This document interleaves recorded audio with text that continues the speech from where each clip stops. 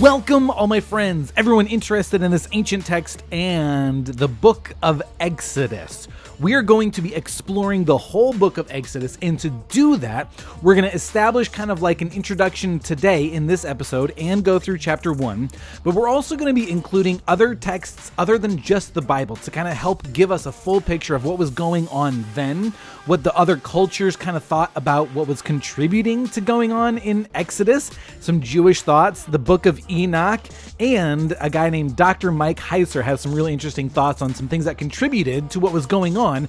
So there's going to be links in the description if you're watching on YouTube to go check out those books. You can support this channel, like, share with your friends so we're not going on this journey alone. Bible's about to get real. We might get a little bit colorful, so buckle up and welcome to Dumb Christian.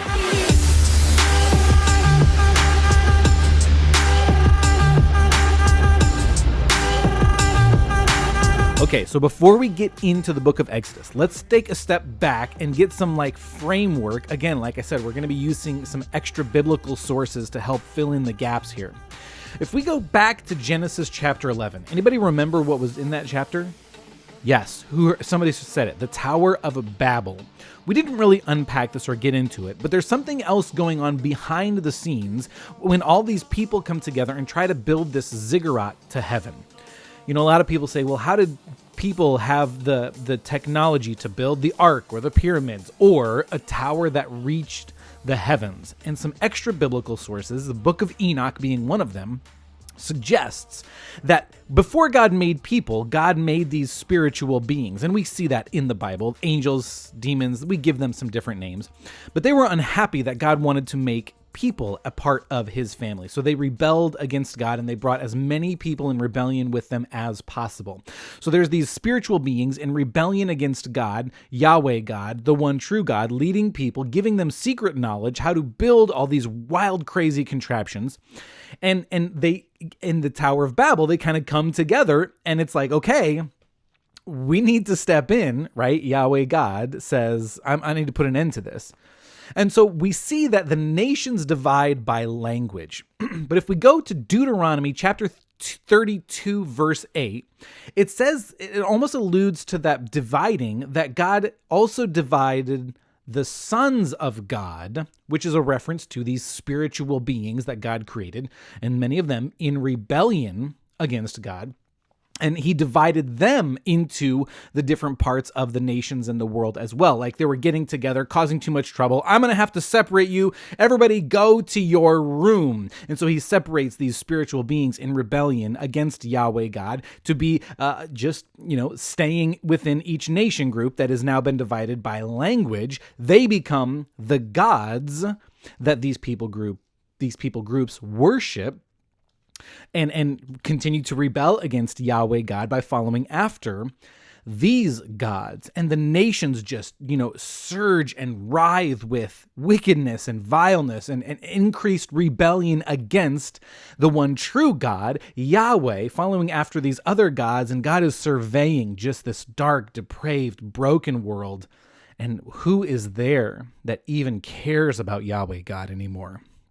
And as we went through the book of Genesis, you remember God surveyed and he said, hang on, there's someone who just isn't convinced by these gods, these little gods that these nations are worshiping. There's someone over there in Ur of the Chaldeans who just says, I don't know, this isn't quite cutting it for me.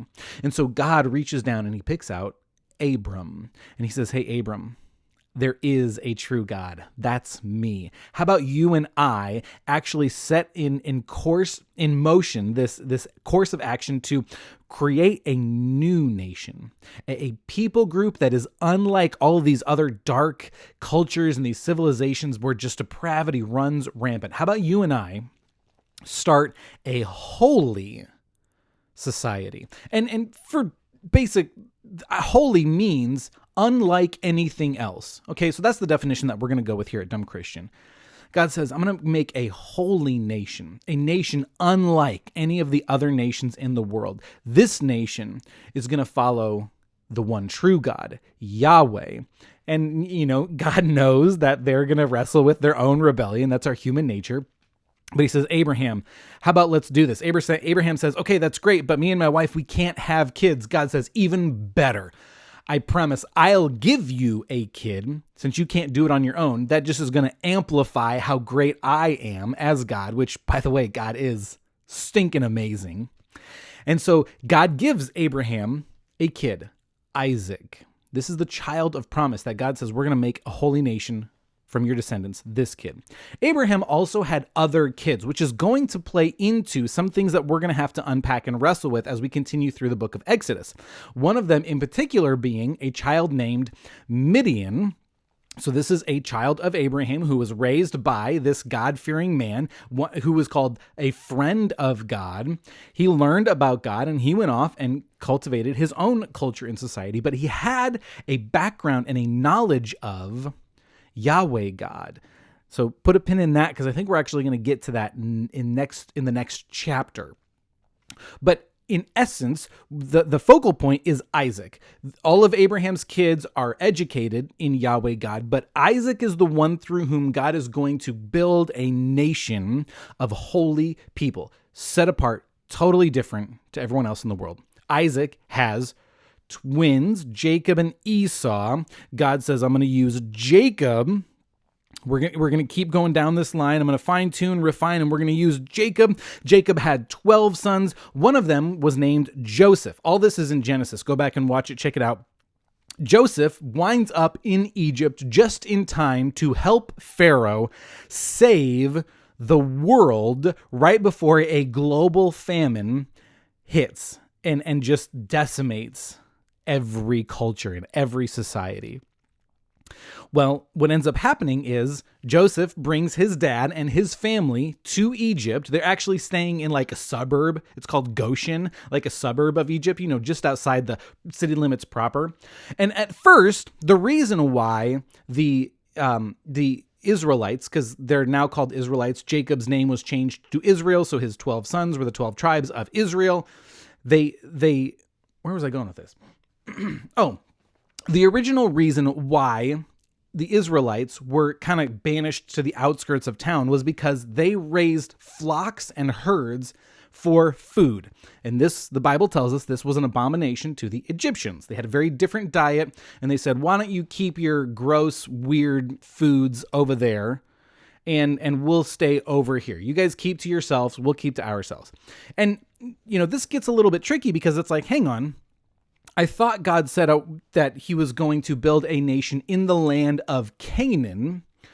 Why are they in Egypt? Well, Joseph tells us at the end of Genesis, God used this weird chain of events to save the people, the descendants of Abraham, for the purpose of creating a society that isn't just going to be very different from the rest of the world, but it's actually going to be a blessing to the whole world. Spoiler alert, Jesus, the Messiah, is going to come through this nation.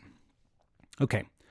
So at first, that's the dividing line. You guys raise flocks. We would rather you not be a part of us. And what ends up happening is they settle in the land of Egypt. And after the famine's done, instead of going back to Canaan where God told them to go, where God promised he would build the nation, they settle in Egypt. It's a little bit difficult. Some scholars are kind of torn. Were they supposed to stay? And we'll get into why here in a little bit. But for whatever reason, they stay in Egypt. Now, God had warned Abraham beforehand. He said, hey, your descendants that I'm going to use to build a nation will be slaves in Egypt for 400 years. So God gave Abraham a heads up, a warning that somehow is going to have trickled down, word of mouth, sitting around the campfire, telling stories about creation and Noah and the flood and all this stuff. Somewhere in the mix, we're also going to be slaves for 400 years in Egypt. Well, sure enough, here it is. They're in Egypt, they settle down, and after the famine dissipates, the Egyptians start to look over at the Israelites and think, why don't we just kind of figure out how to assimilate them into our culture? They need to stay over there, but we need to integrate them because they're actually growing in numbers, and we need to figure out how we can be one nation. Otherwise, there's a real strong division here, and that can be problematic. However, There's this very strong heritage in the Israelites. They say, no, we can't be like any of the other nations. You Egyptians have your gods, right? The sons of God in rebellion against God, and they're worshipped as gods. We're not going to have anything to do with that. We're supposed to be holy, different, unique, set apart from everything else. And so the Egyptians actually go from, you guys are disgusting shepherds and flock tenders, to being really offended. Like, well, screw you guys. Why don't you just stay over there? Whatever. Worship your gods and we won't have anything to do with you.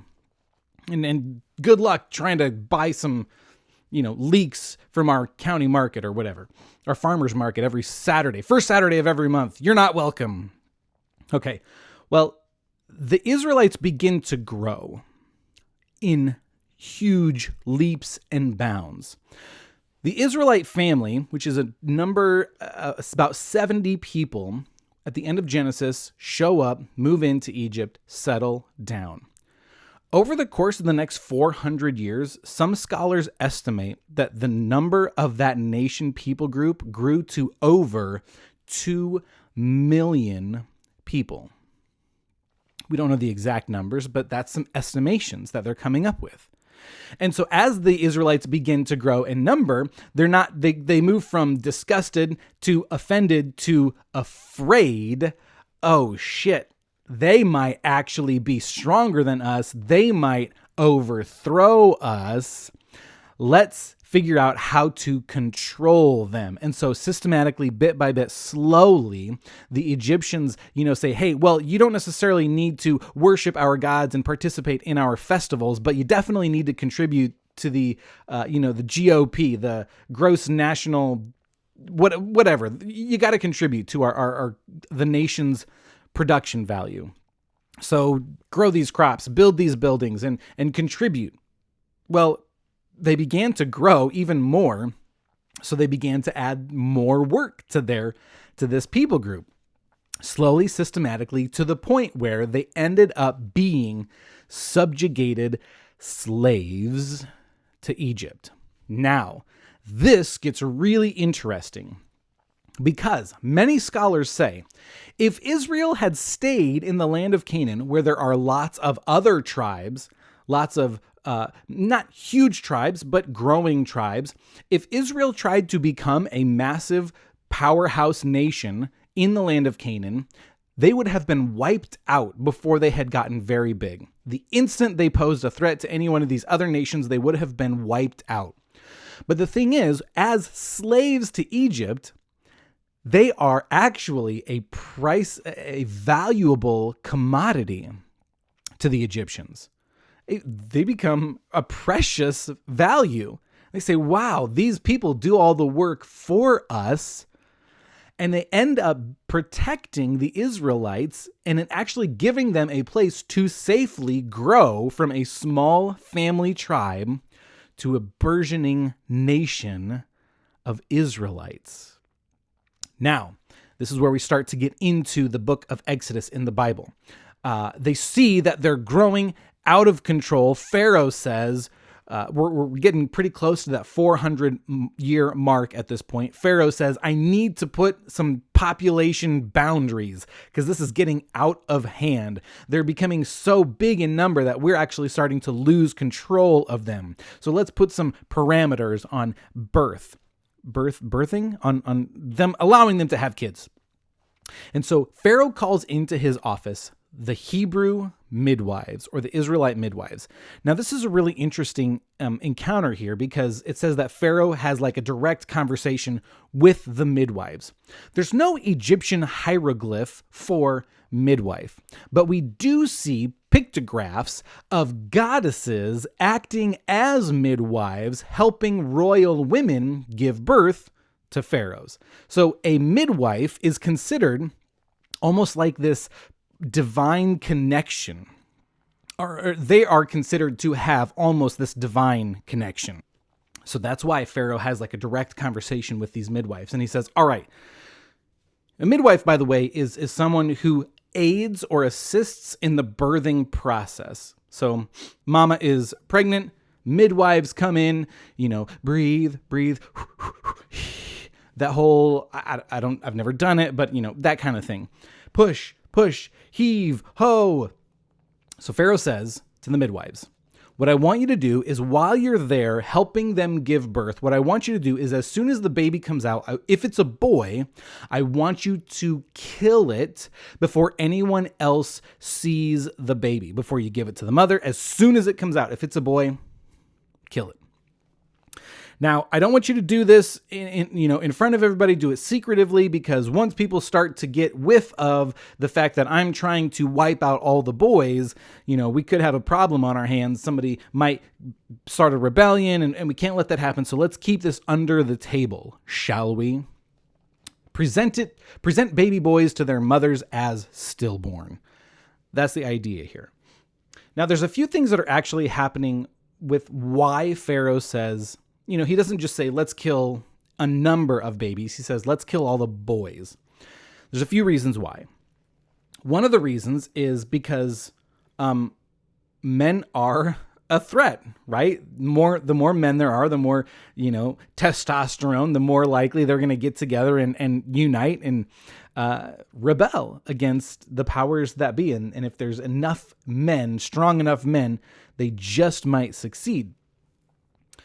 Another reason is because female slaves are a little more versatile in their function as slaves. They would be used as sex objects. They could be used as house servants. They could be used also as physical labor. They could be used as entertainment. So female slaves serve as a much more versatile product, I guess. But then there's this underlying motivation that I don't even know if Pharaoh realizes is kind of what's happening. I assume it's, his connection with these spiritual beings in rebellion, their gods, who are actually trying to undermine God's original design and intention for the family. He called Abraham out and he said, hey, as the family, you are going to lead your family. You're going to protect your family. You're going to provide for your family. Your wife is going to birth children, nurture them, raise them. Together, you are going to serve a unique purpose. And this is the design, God's design and intention for the family. Well, if Pharaoh can remove the male element and emasculate the nation of Israel, feminize the nation of Israel, there's a couple things that happen. If you go back and remember Genesis chapter 3, the curse after sin occurred, God said one of the consequences, one of the natural ramifications of sin is women are going to want to take the place and the roles and responsibilities that God had originally designed and given to men. And here, Pharaoh is actually empowering women to subjugate and usurp the role of authority within the Israelite community by killing males. And another element of this is if we can remove the assertive male responsibility that says, I need to protect my family from this tyrant, from this false religion, from these gods who just want to abuse us and lead us into further rebellion from God. If I can remove the dominant, responsible male, maybe we can actually assimilate the women. Because remember, the Israelites are like, we can't participate. And the design that God had given the family was, hey, men, you better protect your family.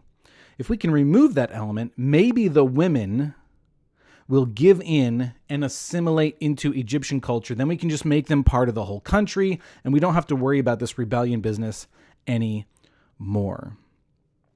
But it says that the midwives feared God.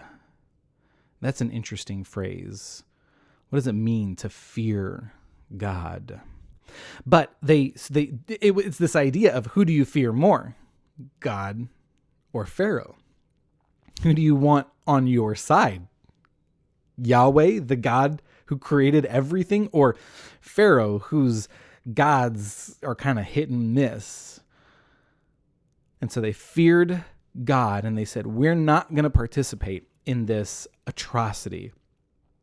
So they would let the baby boys live. But Pharaoh knows this. It gets back to Pharaoh. Hey, how come there's all these baby boys running around? I thought I asked you to kill them. He calls the midwives in. What's happening? Why aren't you killing the baby boys like I said so? And they lie. So that's an interesting little well, is it okay to lie? We're not getting into that. But they lie and they say, oh, Pharaoh, these Hebrew women, these Israelite women are much stronger than your Egyptian women, and they don't actually need midwives to give birth, and they end up birthing their children before we can even show up, and they hold their crying baby boys and they know they're alive. There's no getting around that. We can't do that. We can't take it from them and kill them, and we're not there in time to, a post-birth abortion type situation. So Pharaoh's thinking, he's like, well, I have got this major problem. I have to stop the population. I have to squeeze it. So this isn't in the Bible, but Jewish tradition does say that at this point, Pharaoh devises this scheme to try and make the work even more discouraging. So it says, the Jewish tradition says, Pharaoh tries to break the spirit of the Israelite slaves and discourage their sex drive by adding to their slave labor a bunch of menial tasks, right? Like, hey, let's move this sand dune 10 feet over to the east. Oh, actually, you know what? I think it might be more feng shui if we move it behind the Sphinx, right? Just meaningless tasks to keep them busy, to make them exhausted so they're too tired to do the horizontal mambo at the end of the day. And this is going to, like I said, Jewish tradition says this is going to last for about another 5 years. But something happens in that 5 years where the menial tasks just actually make a population boom. It explodes. They're having sex like Catholic rabbits, right? And so then during this time, Pharaoh's astrologers are watching the stars, looking for signs, from the gods and the mystical arts. And they come up to Pharaoh and they say, Pharaoh, we've got some bad news. As we're reading the stars at night, it looks like there's a prophecy that says a savior is going to be born among the Israelites. And if we don't do something now, they're going to give birth to someone who is going to rescue them out of slavery, and that's not going to end well for us. You need to do something now. This almost puts Pharaoh on tilt. He goes a little bit crazy, oh shit, what am I going to do? I have to act now. And so just as a reactive knee-jerk reaction, he says, all right, Egyptians, everyone to the living room, family meeting. And the Egyptians are, they look at the Israelites and they're below us. So none of the Egyptians are volunteering to be the midwives, to go to the birth, right? To get pooped and peed on and placenta and afterbirth sprayed all over them. They're like, oh, hell no. So instead, Pharaoh just gives all the Egyptians a general command. All right, we're going to do weekly walkthroughs of the Israelite community. Just go through the streets, and if you see any baby boys, just grab them and chuck them into the Nile River. If they can swim and make it out, okay, that's great. But for the most part, they're either going to drown or get chomped up by the gators or crocodiles, whichever one is there in Egypt. And that's the command. And so, I don't know how often, but every week they walk through, they take turns walking through the Israelite streets, and any baby boys, they grab them, chuck them in the Nile. This is any and every mother's worst nightmare. And this is actually the first time in the Bible where we start to see that, people, and especially women, these are the main characters in the first few chapters, are taking a stand for God in defiance of this tyrannical oppression and this horrific violence against their children. And many women are trying to fight and protect and save their children. And one woman actually manages to do just that. But we're going to have to save that for Exodus chapter 2. next time. Be sure to like this video, share it with your friends so we don't go on this journey alone. Leave us a comment if there's something in the story that you think I missed or something you'd like to hear more of. Let me know. Hit subscribe, ring the bell so you know when the next episode drops. And like I said, there are links in the description if you're on YouTube to some extra reading material that'll help give some context for some of the elements that we added into the biblical narrative. And I'll catch you later. I love you guys.